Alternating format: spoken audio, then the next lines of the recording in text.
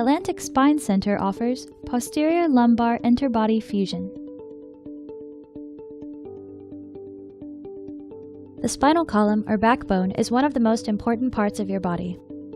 It provides the main support, allowing you to stand upright, bend, and twist.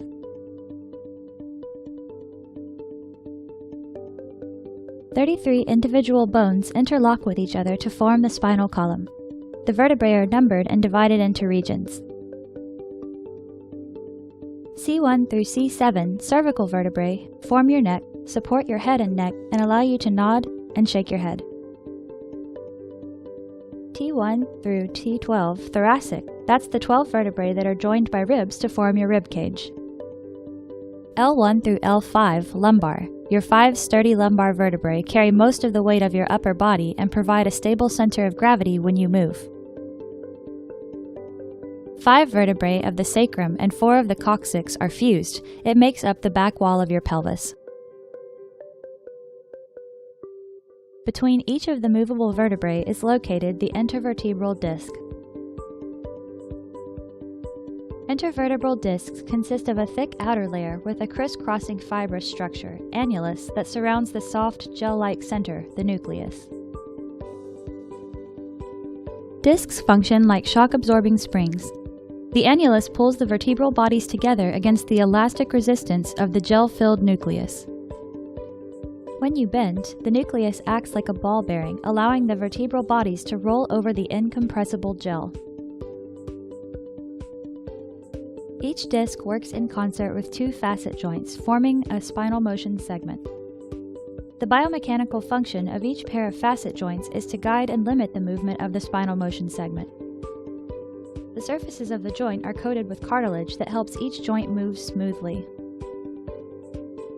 Directly behind the discs, the ring-like vertebral bodies create a vertical tunnel called the spinal canal or neural canal. The spinal cord and spinal nerves pass through the spinal canal, which protects them from injury. The spinal cord is the major column of nerve tissue that is connected to the brain and serves as an information superhighway between the brain and the body. The nerves in your spinal cord branch off to form pairs of nerve roots that travel through the small openings between your vertebrae, intervertebral foramens. In consequence of aging or trauma, the intervertebral disc can be damaged or degenerated.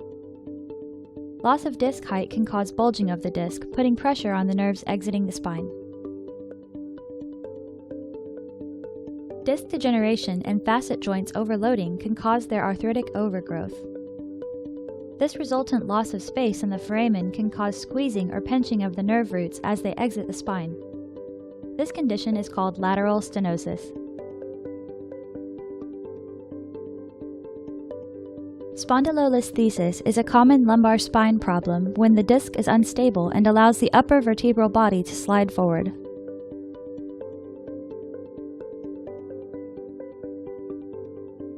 Lumbar disc disease can cause severe pain in the back and legs and sporadic tingling or weakness through the knees.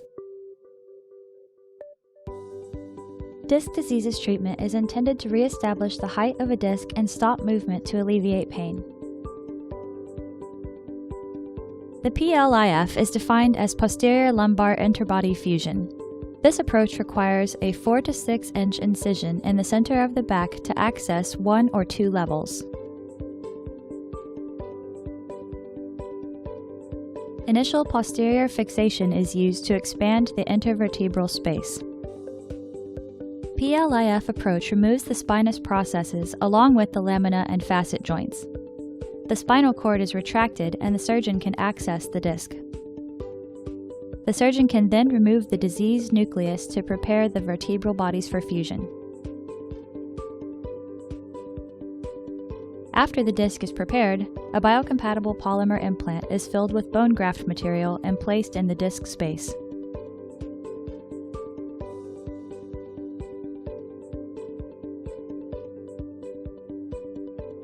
The procedure is repeated for the other side.